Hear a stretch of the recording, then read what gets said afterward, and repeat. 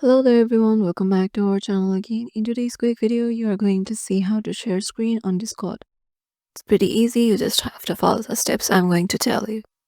So, to share screen on Discord, you have to open Discord and select the server from the left hand side of the screen. If you aren't in a server, you'll need to join or be invited to one first.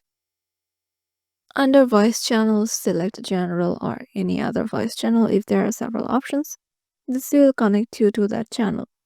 Click the share your screen button, and which looks like a computer monitor with an arrow on it, and you'll be given the option to share a specific open application like Discord, an internet browser, or something else.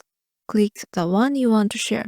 You can also share your entire screen by selecting the Screens tab, and in the next window you can choose whether or not to share audio, notify your friends when your stream begins, and just adjust video quality settings.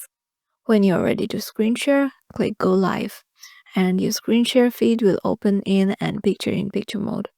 Double click it to expand to end your stream. Click the Stop Streaming button at the bottom of the screen, which looks like a computer monitor with an X on it. You can also click the bright red disconnect button, and yeah, there's not much else to do it.